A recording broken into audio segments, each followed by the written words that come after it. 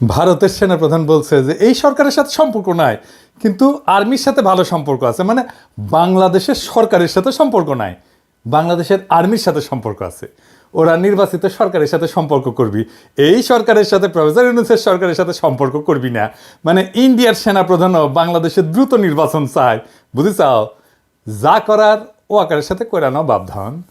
বাংলাদেশের নির্বাচিত সরকারের সাথে হয়তো এই টার্মে সম্পর্ক থাকবে, এর পরের টার্মে থাকবে না। পররাষ্ট্র উপদেষ্টা তো হাত কসলাইতে কসলাইতে শেষ। ইন্ডিয়ার রাষ্ট্রদূতকে ডেকে বলতে পারবে যে তোমার আর্মি চিফ তো সরকারের সাথে সম্পর্ক রাখতে চায় না, তো তুমি এমবেসি খুলে বসে আছো কে, রাস্তা মাপো। তো এই কয়েকদিন ছাত্রদল, বৈষম্য বিরোধী ছাত্র আন্দোলন আর ছাত্র শিবির নিয়ে মহা গ্যাঞ্জাম চলিচ্ছে। আমরা অনেকেই কইছে দাদা আপনি কিছু বলেন। আমি ছাত্রদল, বৈষম্য বিরোধী ছাত্র আর ছাত্র শিবির সবাইরাই তো ভালোবাসি, স্নেহ করি। আমার প্রশ্ন হইতেছে বাংলাদেশের তরুণদের এইভাবে বিভক্ত করলো কে? বাংলাদেশের তারুণ্যকে বিভক্ত হইতে দেওয়া যাবে না তো। আমার ডাইন হাতের সাথে বাম হাতের লড়াই কে লাগাই দিল? সবাইরে অনুরোধ, প্রেসিডেন্ট, সেক্রেটারি, শীর্ষ নেতারা এই সব দলের কেউ অন্যের বিরুদ্ধে বলবা না। আজ থেকে টিভি চ্যানেলে গিয়ে তর্ক করবা না, ডিফিউজ করো এখন থেকে। কয়েকদিন ক্ষান্ত দাও।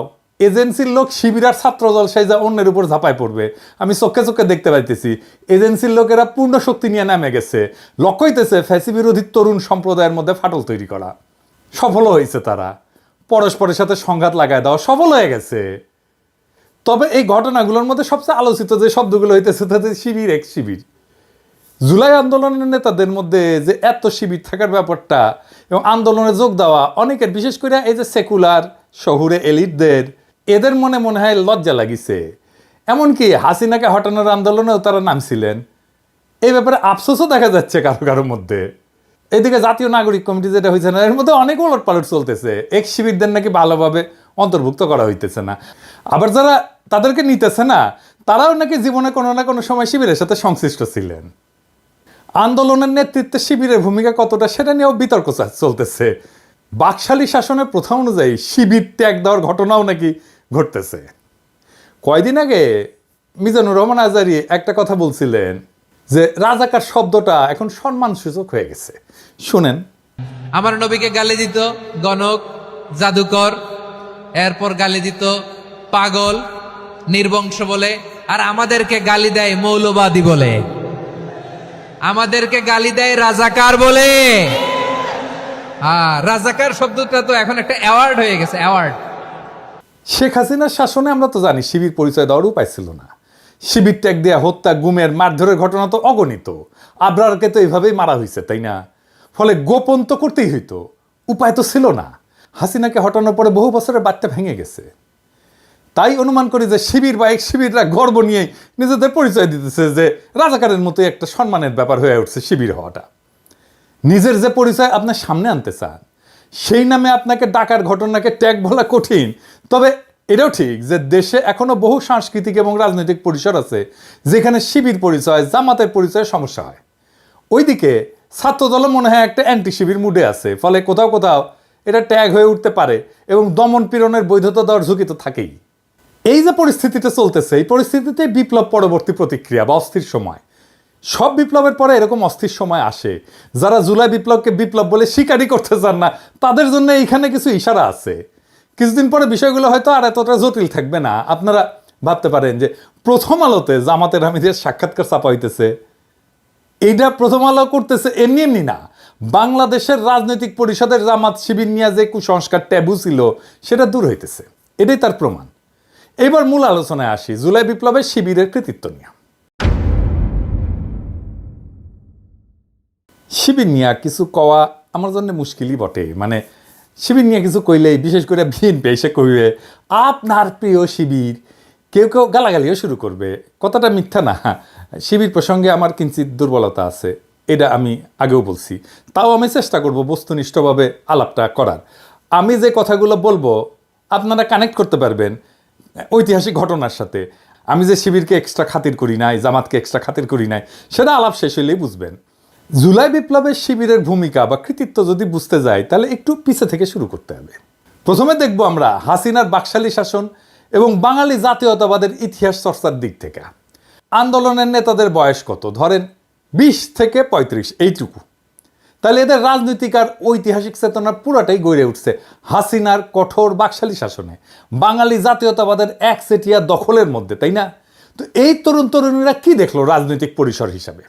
তারা দেখলো বাংলাদেশ পুরোপুরি ভারতের দখলে, এই দেশের সংখ্যাগরিষ্ঠ মানুষের ধর্ম সংস্কৃতি যেন লজ্জার বিষয়, তারা নির্যাতনের শিকার, বাংলাদেশের রাস্তায় দাড়ি টুপি নিয়ে হাঁটা যায় না, পুলিশ ধরে। বাংলাদেশের সব মসজিদ হয়ে উঠছে আল আকসা মসজিদের মতো, ইসরায়েলের মতো পুলিশের ঠাসা থাকে মসজিদ, বাসায় ধর্মীয় বই রাখা যায় না, বলে জিহাদি বই। দাড়ি টুপি থাকা মানে তারা আয়নাঘরে আটকায় রাখা যায়, আয়নাঘরের দেয়ালে যে লেখা সেটা তো সারা বাংলাদেশের সাধারণ মুসলমানের আর্তনাদ।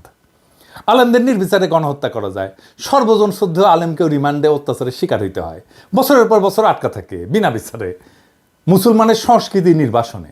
আর বাংলাদেশে যে সংস্কৃতি সেলিব্রেট করা হয় সেটা আসলে বাঙালি হিন্দুর সংস্কৃতি। আনন্দবাজার আনন্দ না লুকায় উল্লাস করে নিউজ করে ঢাকার পয়লা যেন অষ্টমীর এক ডালিয়া, মানে পয়লা বৈশাখ। তো লিখতেছে কার সঙ্গে তুলনা করা যেতে পারে? কখনো মনে হচ্ছিল কলকাতার কলেজ স্কোয়ার বা এক ডালিয়ার পূজা মণ্ডপ, কখনো বা শান্তিনিকেতনের বসন্ত উৎসবের চেহারা, তাসে রমনার বটমূলের বৃন্দগানী হোক, কিংবা ঢাকা বিশ্ববিদ্যালয়ের সামনের রাজপথে মঙ্গল শোভাযাত্রা, পুজো বসন্তের উৎসব মিলেমিশে একাকার ঢাকার নববর্ষের সকাল। কি আনন্দ! এটাই চাইছে ইন্ডিয়া, এটাই চাইছে আওয়ামী লীগ। এই কলকাতার সাংস্কৃতিক বিজয়কেই আওয়ামী লীগ বাকশাল বাঙালি জাতীয়তাবাদ দেশের স্বাধীনতা হিসেবে উপস্থাপন করছে। আওয়ামী লীগের যে বাঙালি জাতীয়বাদের ইতিহাসের যে বয়ান, তারা বলে যে 47-এ একটা ভয়ানক ঘটনা ঘটছে, দেশ ভাগ, ভারত ভাগ হয়েছে, ভারত ভাগ হয়ে ভারত আর পাকিস্তানও তাদের জন্য মহাবিপর্যয়। কিন্তু অবাক ব্যাপার দেখেন, ব্রিটিশ ভারত যেটা আসলে মূলত মোগল হিন্দুস্তান ছিল, সেটাই মানতে চায় না তারা। তারা এটাকে মিথিক্যাল ভারত হিসেবে দেখে। সেই ভারতই হইল আজকের ভারত, সেই মহাভারত যেটা ভাগ হয়ে নাকি পাকিস্তান সৃষ্টি হয়েছে। তাহলে ইতিহাসের সবচেয়ে বড় ভিলনকে এই ইতিহাসে জিন্না, তাই না? তাহলে আমার স্বাধীনতা তো অভিশপ্ত, কারণ যেই মহাভারত ভেঙ্গা পাকিস্তান তৈরি হইল, যেই পাকিস্তান আমাদের পূর্বপুরুষের লড়াইয়ের ফসল, সেটাই যদি ভুল হয় তাহলে সঠিক কোনটা? সঠিক হচ্ছে ইতিহাসের সেই ভুল শোধরানো, সেই মহাভারতের মিথিক্যাল ভারতে ফিরে যাওয়া। ওইখানে ফিরে গেলে আমার মুক্তি, এটাই হইয়া দাঁড়ায় আওয়ামী লীগের স্বাধীনতার বড়ায়। এটাই হইতেছে অষ্টমীর এক ডালিয়া, এটাই পয়লা বৈশাখ, এটাই বাঙালির প্রত্যাবর্তন মহাভারতে, এটাই আওয়ামী লীগ। তো বাঙালি জাতীয়তাবাদের দৃষ্টিতে স্বাধীনতার এই বয়ান, এটার যদি নাগরিকদের মুক্তির সম্ভাবনা না থাকে তাহলে সেটাই তো সবচেয়ে বড় ব্যর্থতা, তাই না? এখন চিন্তা করেন, বাংলাদেশের নাগরিকদের যদি প্রকৃত স্বাধীনতা চাইতে হয় তাহলে তো বিকল্প একটা ইতিহাস চিন্তা লাগবে আওয়ামী লীগের বাইরে, তাই না?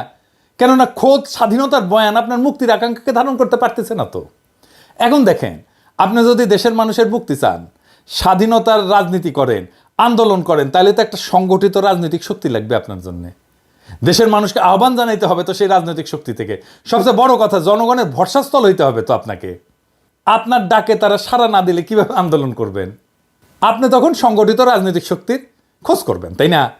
উঠতে বেড়াবেন, দেশের রাজনৈতিক সংগঠনগুলোর দিকে নজর দিবেন, তাদের বয়ান ইতিহাস চিন্তা যাচাই বাছাই করবেন, তাই না?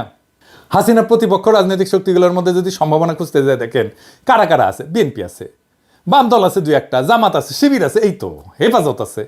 এই পর্যায়ে এসে আপনার মনে হবে যে বাংলাদেশে প্রকৃত স্বাধীনতার ভিত্তি কোথায়, দেশের নাগরিকদের মুক্তির জন্য কোন ইতিহাস চিন্তা সবচেয়ে উপযুক্ত, তাই না?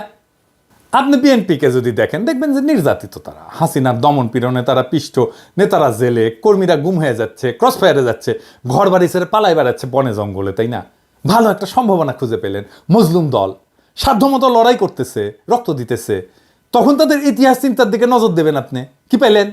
আপনি তো খুব একটা স্পষ্ট কিছু বুঝতে পারলেন না। বিএনপির মধ্যে আপনি তো গণতন্ত্রের দাবি দেখবেন, ভোটের দাবি দেখবেন, তারা একটা ভোট চাইছে, তাদের মধ্যে ভারত বিরোধিতা আছে একটা সেকশনের মধ্যে। বিএনপির লোকেরা বলে না যে আপনারা দেখতে পান না, আমরা তো তিস্তা নিয়ে প্রোগ্রাম করছি, লং মার্চ করছি ইন্ডিয়ার বিরুদ্ধে, আমরা কি ইন্ডিয়ার বিরুদ্ধে কথা বলি না? সত্য, কিন্তু এটাও সত্য, বিএনপির মধ্যে ভারতকে সন্তুষ্ট কইরা দেশে গণতন্ত্র ফেরানোর আশাও আছে। তো এটা তো মিথ্যা কথা না, তাই না? আপনারা তো দেন দরবার করছেন, করেন এখনো, তাই না? আপনারা তো অমিত শাহের কাছে কুজা হয়ে দাঁড়ান, আপনারা তো আদানির জন্য ওকালতি করেন, তাই না? অর্থাৎ খোদ দখলদারের কাছে নিজের মুক্তির জন্য সাহায্য চাইছেন। বড়ই অদ্ভুত ব্যাপার। তো এই দ্বন্দ্ব আপনি বুঝতে পারবেন না সহজে। ভারতকে নিয়ে কিছু বলা যাবে না, হিন্দুত্ববাদকে নিয়ে কিছু বলা যাবে না। হাসিনার আমলে এই আলাপ আসছে মূলত বিএনপি মনা অ্যাক্টিভিস্টদের কাছ থেকে। এমনকি আপনারা খেয়াল করলে দেখবেন, ভারতীয় পণ্য বয়কট আন্দোলনে যারা আমার সবচেয়ে বেশি বিরোধিতা করছিল, তাদের আপনি বিএনপি পন্থী বলেই চিনতে পারবেন। আমি আর নাম বলি না। আবার এটাও সত্য বিএনপির শীর্ষ নেতৃত্ব এই ভারতীয় পণ্য বয়কট আন্দোলন সর্বাত্মক সাহায্য সমর্থন করছিল। আমি নিজে সাক্ষ্য দিচ্ছি। আমি যখন বলতাম যে ওনাদেরকে, বিএনপি নেতাদেরকে, যে ওরা কেন এরকম করে, তখন বলে ও না, ওরা আমাদের লোক না, আমাদের সাপোর্টার। তার মানে বিএনপির মধ্যে একটা ভারত প্রশ্নে সলিড কোনো অবস্থান নাই, নানা অবস্থান আছে, নানা মত আছে, এর মধ্যে চরম ভারতপন্থী অংশ আছে। ওইদিকে তাদের কোনো সুস্পষ্ট ঐতিহাসিক অবস্থান নাই জনতার সামনে, নিজেদের ইতিহাসের বয়ান স্পষ্ট করে উপস্থাপনা করেনি বিএনপি। বিএনপির একটা ইন্টারেস্টিং দাবি ছিল, সেটা কি জানেন? সেটা হচ্ছে আওয়ামী লীগের চেয়ে বিএনপির মধ্যেই নাকি মুক্তিযোদ্ধা বেশি। জিয়াউর রহমান স্বাধীনতার ঘোষক, তাই না? তখন আমরা মনে পড়বে যে স্বাধীনতার বয়ান আপনাকে আওয়ামী লীগ খাওয়াইতেছে, তার আর একটা ভার্সন বিএনপি। হাসিনার সঙ্গে বিএনপির বিরোধ আসলে কি নিয়ে? তাদের পার্থক্য কেবল মুক্তিযুদ্ধের মালিকানা নিয়ে। যে বয়ানে হাসিনা 100% নিয়ন্ত্রণ দাবি করতেছে, বিএনপি সেখানে অংশীদার হইতে চায়। আর কি, সে দেশ শাসন করার অধিকার চায়। এখন এইটা একাই আওয়ামী লীগ করতেছে, তাই না? তো ঘটনা বোঝার জন্য আপনাকে যখন জিন্নার দিকে ফিরতে হবে, তখন দেখবেন বিএনপির কাছে জিন্নাও হিলেন, অথবা তারা এই বিষয়ে স্পষ্ট কোনো অবস্থান নেয়নি। বাঙালি জাতীয়তাবাদের ইতিহাস চিন্তা থেকে বাড়ায় আসতে না পারার কারণেই বিএনপি বুঝতে পারে না যে পাকিস্তান ইতিহাসের একটা অপরিহার্য ঘটনা। এটা কেবল ব্রিটিশ ভারতের স্বাধীনতা ছিল না, বরং মুসলমানদের জন্য একটা নিরাপদ রাষ্ট্র তৈরির প্রয়োজনীয়তাও ছিল। শুধু মুসলমান না, ভারতের সংখ্যালঘুদের জন্য নিরাপদ রাষ্ট্র তৈরির প্রয়োজনীয়তাও ছিল।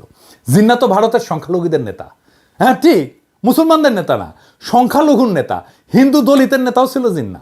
পাকিস্তানে যারা হিন্দু ছিল তারা ছিল দলিত। পশ্চিম পাকিস্তানের দলিত সুজাক তেহরিক দল আছে হিন্দুদের, এরাই কিন্তু পাকিস্তানের সংখ্যাগরিষ্ঠ হিন্দু। পূর্ব পাকিস্তানের যোগেন মণ্ডল জিন্নার সাথে ছিল নমশূদ্রদের নেতা। যোগেন মণ্ডল থাকতে পারেনি পরে, সেটা ভিন্ন আলাপ, আমি ওই আলাপে আর না যাই। মানে ধরেন যোগেন মণ্ডল পাকিস্তানে থাকতে পারেনি, তো বাঙালিরাও তো পাকিস্তানে থাকতে পারেনি ভাই, আমরাও তো থাকতে পারিনি, তাই না? সেই আলাপটা অন্য আলাপ। ব্রিটিশরা চলে যাওয়ার পরে মুসলমানরা হিন্দু সংখ্যাগরিষ্ঠ রাষ্ট্রের সংখ্যালঘু হয়ে পড়ে, যেখানে রাষ্ট্রের ভিত্তি গণতন্ত্র এবং আইনের শাসন না, বরং একটা বিশেষ জাতীয়তাবাদ, নিখিল ভারত ধারণা, যেটা আসলে হিন্দুত্ববাদ। এই সংখ্যালঘুকে বাঁচাইতে জিন্না পাকিস্তানের ধারণা নিয়ে লড়াই করছে। নাহলে আজকে ভারত যদি অখণ্ড থাকতো, ভাবতে পারেন এই পুরা ভারতীয় মুসলমান এবং দলিতেরা কি দুর্বিষহ জীবন পাইতো মোদির ভারতে, কি হইতো সেটা এখনই দেখতে পারতেছেন। তখন আপনি বুঝবেন জিন্না আসলে ইতিহাসের একজন ভিশনারি নেতা ছিল, ইতিহাসের একজন মহানায়ক ছিল। আপনি তখন বুঝবেন যে বিএনপি কেন জনতার মধ্যে গ্রহণযোগ্যতা পাচ্ছে না, বিএনপির আহ্বানে জনগণের সাড়া কম কেন, কারণ তার ভারত প্রশ্নে অস্পষ্ট রাজনীতি। এরপরে তখন আপনি জামাত শিবিরের দিকে নজর দেবেন, তাই না? কি দেখবেন? আপনার তখন মনে হইতে পারে যে এই জামাত শিবিরের মধ্যেই বিকল্প ইতিহাস চিন্তা পাওয়া যেতে পারে, যেটা আপনার আকাঙ্ক্ষার সাথে যুক্ত। আপনারা দেখবেন শিবিরের মধ্যে পাকিস্তান, জিন্না, ভারত বিরোধী অবস্থান একটা সুসংগঠিত বয়ান আছে। তারা বাঙালি জাতীয়তাবাদকে ভারতীয় জাতীয়তাবাদের একটা শাখা হিসেবে চিহ্নিত করতে পারে, সক্ষম। তারা বোঝাতে সক্ষম যে হাসিনা মুক্তিযুদ্ধের নামে ভারতীয় দখলদারিত্ব কায়েম করছে। আওয়ামী লীগ আসলে ভারতীয় আধিপত্যবাদী শক্তির হাতের পুতুল। এমনকি মওদুদি এবং জামাত পাকিস্তানের যে বিরোধিতা করছিল, তারাও এখন জিন্নাকে তাদের বয়ানে গ্রহণ করছে। তখন শিবির জামাত দেখলে আপনার মনে হতে পারে যে এইটা বাংলাদেশের মানুষের মুক্তির একটা পূর্ণাঙ্গ প্যাকেজ। ইতিহাস বোধ আছে, ধর্ম আছে, ইতিহাস চিন্তা ঠিকঠাক আছে, ভারতকে সঠিকভাবে চিহ্নিত করা হয়েছে, বাঙালি জাতীয়তাবাদকে ভারতীয় জাতীয়তাবাদের শাখা হিসেবে চেনানো হয়েছে। আপনি যখন এই বিকল্প ইতিহাস চিন্তার সামনে এসে দাঁড়াবেন জামাত শিবিরের, তখন দেখবেন যে বিএনপি কেন জনগণের আস্থা পাচ্ছে না। কিন্তু আপনি যদি আরো গভীরে যান, তাহলে দেখবেন যে জামাত শিবিরের ডাকেও জনগণ সাড়া দিচ্ছে না। কেন? এটা কি কেবল হাসিনার দমন পীড়নের কারণে, নাকি আরো কোনো কারণ আছে? আসেন সেটা একটু বুঝে দেখি। জামাত শিবির প্রসঙ্গে একটাই অস্বস্তি বাংলাদেশের মানুষের মনে, সেটা হইতেছে জামাত শিবির কেন 1971 নিয়ে স্পষ্ট কোনো আলাপ করে না। তাদের বক্তব্য 1971 পুরাপুরি ভারতীয় ষড়যন্ত্র, কিছু গাদ্দার বাঙালির সহযোগিতায় ভারত দেশটাকে ছিনে নিছে। আপনার মধ্যে অস্বস্তি তৈরি হবে, কারণ আপনি তো মানুষের বেদনা, চোখের পানি, রক্ত চেনেন, আপনি তো ইতিহাস দেখছেন। মুক্তিযুদ্ধ তো খুব দূরের ঘটনা না, এগুলো তো অস্বীকার করতে পারবেন না। আপনার তখন মনে হবে একদম নিরপেক্ষভাবে দেখলে 1971-এর ঘটনা কেবল ষড়যন্ত্র ও দুর্ঘটনা না, এটি ইতিহাসের একটা গভীর বাস্তবতা, যেখানে লাখো মানুষের রক্ত ঝরছে। মুক্তিযুদ্ধের বয়ানে যতই দুর্বলতা থাকুক, ভারতের যতই উস্কানি থাকুক, যতই ষড়যন্ত্র থাকুক, স্বাধীন বাংলাদেশ তো আমরা চাইছিলাম, লড়াই করছে আমাদের মানুষ, রক্ত দিচ্ছে। জামাত আর শিবির যেই বয়ানি আনুক না কেন, তারা যেই প্রশ্নের উত্তর দিতে পারবে না, এখনো পারেনি, সেটা হচ্ছে 25শে মার্চ তো একটা জেনোসাইড হয়েছিল, গণহত্যা হয়েছিল, তাই না? আপনারা তার প্রতিবাদ তো করেন নাই। রাজনীতিতে জেনোসাইড একটা decisive moment, very decisive moment. আপনাকে এই সময় ভিকটিমের পক্ষ নিতে হবে। ওই মোমেন্টে পক্ষ নিতে না পারাটা রাজনৈতিক ব্যর্থতা। এই যে এক্স শিবির ধারণা, এইটা হইতেছে শিবিরের সেই অংশ যারা শিবিরের হিস্ট্রিগ্রাফি, ইতিহাসবোধ, হিস্ট্রিসিজমকে ওন করে, আবার 1971 25শে মার্চের রাইট ডিসিশন নিতে না পারাটাকেও ডিজওন করে। আপনি যখন এমন একটা নতুন ইতিহাস চিন্তায়, নতুন হিস্ট্রিগ্রাফিতে পদার্পণ করেন যা একদিকে ভারতীয় আধিপত্যবাদকে প্রত্যাখ্যান করবে, অন্যদিকে 1971 বাস্তবতাকেও অস্বীকার করবে না, তাইলে আগামীর বাংলাদেশে সেই রাজনীতি কিভাবে তৈরি হবে? বাংলাদেশের স্বাধীনতাকে পোস্ট কলোনিয়াল রাষ্ট্র হিসেবে দেখতে হবে, যেখানে ভারত বা পাকিস্তানের কোনো প্রভাব নাই, বরং এটা একটা স্বতন্ত্র জাতি রাষ্ট্র যেখানে জনগণের স্বার্থই মুখ্য, জনগণই এই রিপাবলিকের মালিক, তারাই তার ইতিহাসবোধের কর্তা। আপনি তখন দেখবেন বাংলাদেশ ভারতের মতো একটা আগ্রাসনবাদী, সাম্রাজ্যবাদী, আধিপত্যবাদী রাষ্ট্র না, আবার পাকিস্তানের মতো একটা ধর্মভিত্তিক রাষ্ট্রও না। এটা সত্যিকার অর্থে একটা আধুনিক পোস্ট কলোনিয়াল রাষ্ট্র যেখানে নাগরিকদের সমান অধিকার নিশ্চিত করা দরকার। আপনার এই নতুন ইতিহাস ভাবনা আপনাকে ওই সাবেক এক্সিবিট বানায় দেবে, আর এইখান থেকেই শুরু হবে নতুন রাজনৈতিক আন্দোলন যা ভারত বা পাকিস্তানের ছায়ারায় বাংলাদেশের জনগণের প্রকৃত মুক্তি নিশ্চিত করবে। আমরা সেই রাস্তায় হাঁটতে শুরু করছি। বাংলাদেশের আগামীর রাজনীতির দিশাও আসবে ওইখান থেকে। আর আমি মনে করি যে এই সাবেক শিবির যারা জামাতের রাজনীতিতে যায় নাই, আবার শিবিরের ইতিহাসবোধ পাইছে, তারাই আগামী বাংলাদেশের ইন্টেলিজেন্সিয়া। বাংলাদেশের রাজনীতি এখন এক সন্ধিক্ষণে দাঁড়ায়। নতুন রাজনীতির জন্ম নিচ্ছে। আমরা যা যা দেখছি তা নতুন রাজনীতির প্রসব বেদনা। পুরনো বয়ানের আবর্ত থেকে বেড়ায় নতুন দৃষ্টিভঙ্গি গড়ে তোলার সময় আসছে। আমরা যদি সত্যি একটা স্বাধীন, সার্বভৌম এবং জনগণের কল্যাণে নিবেদিত রাষ্ট্র করতে চাই, তাহলে অতীতের ভুলগুলো থেকে শিক্ষা নিতে হবে এবং ভবিষ্যতের জন্য একটা সুসংহত দৃষ্টিভঙ্গি গড়ে তুলতে হবে।